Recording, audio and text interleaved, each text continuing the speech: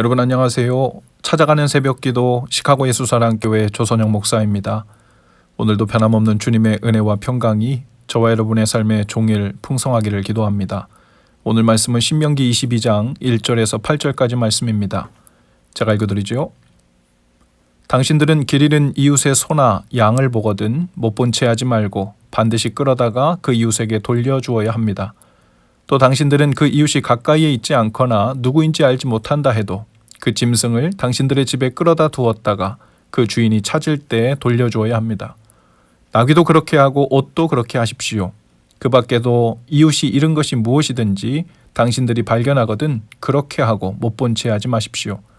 이웃의 나귀나 소가 길에 쓰러져 있는 것을 보거든 못 본 채 하지 마십시오. 당신들은 반드시 그 이웃을 도와 그것을 일으켜 주어야 합니다. 여자는 남자의 옷을 입지 말고 남자는 여자의 옷을 입지 마십시오. 주 당신들의 하나님은 이렇게 하는 사람을 싫어하십니다.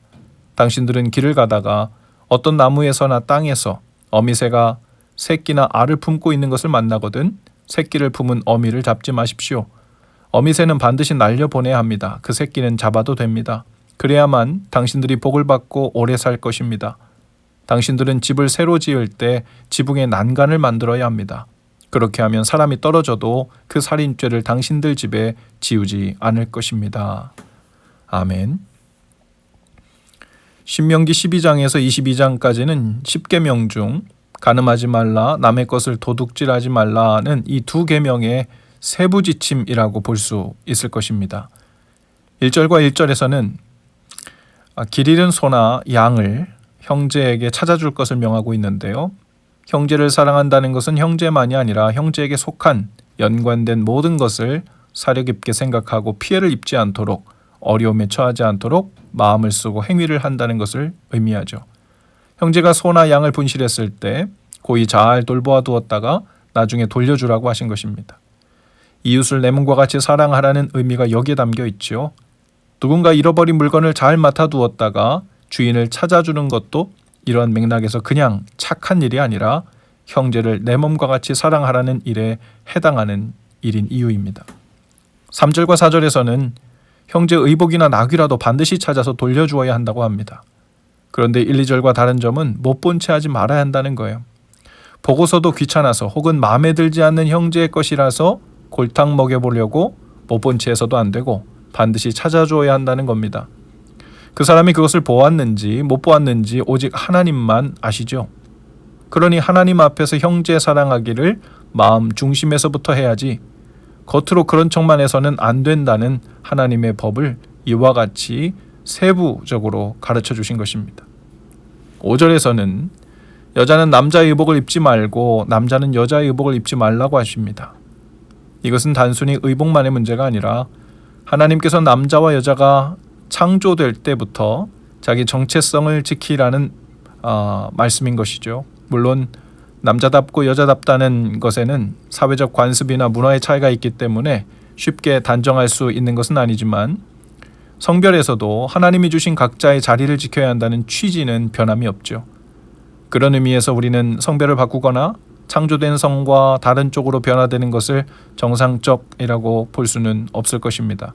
그것은 분명합니다. 그러나 우리 믿는 자들은 그들도 또한 내 몸과 같이 사랑해야 할 형제이고 자매이고 이웃이어야 한다는 그 사실만은 변함이 없죠.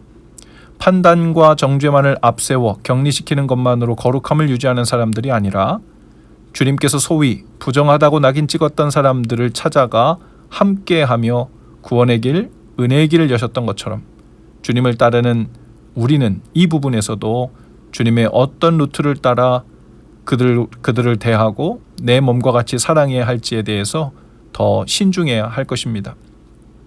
그런가 하면 6절과 7절에서는 어미새와 새끼새 혹은 알에 대한 배려를 이야기하고 있는데요. 본래 하나님께서 동물을 죽여서 피를 흘리고 잡아먹도록 사람을 창조하신 것이 아니죠. 그러나 이 땅에 죄가 들어온 이후에 동물들의 죽음과 피 흘림이 어쩔 수 없이 이루어져 허용된 것입니다. 그러나 그렇다고 하여 동물에 대한 전혀 배려 없이 대하지 말라는 것입니다.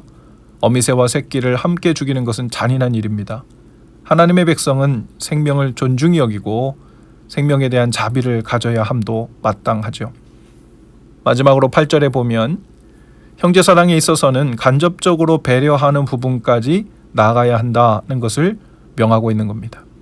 지붕을 만들 때 난간을 만들지 않아서 사람이 떨어져 다치게 되는 것은 형제 사랑이 아니라는 겁니다. 이런 의미에서 보면 겨울에 집 앞에 내린 눈을 치우지 않아서 지나가는 사람들이 넘어져 다치게 되는 일은 믿는 자로서 형제 사랑에 합당하지 않는 일이라는 거죠. 또 자기가 키우는 애완견을 잘 단속하지 않아서 개에게 물려 형제들을 다치게 하는 일도 진정한 형제 사랑이라고도 볼 수 없는 것입니다.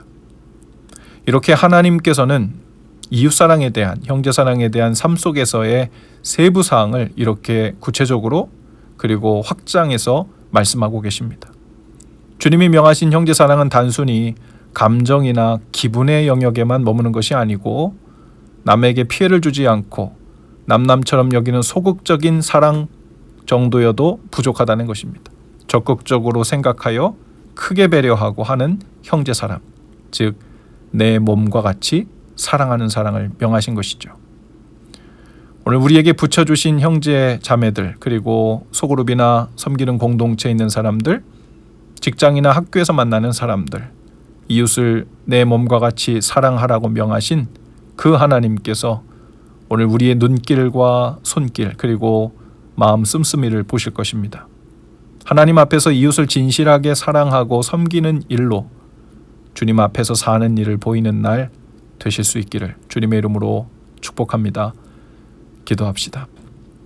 주님, 오늘도 형제 사랑하기를 내 기준이 아니라 주님이 명하신 마음을 따라 진정으로 그리고 적극적으로 행하는 날 되게 하셔서 우리 안에 계신 주님의 뜻이 저희의 눈과 손과 마음을 통하여 드러나고 전파되게 하옵소서. 예수님 이름으로 기도합니다. 아멘. 여러분, 오늘도 예수 사랑으로 화이팅입니다. 내일 아침에 다시 찾아뵙지요.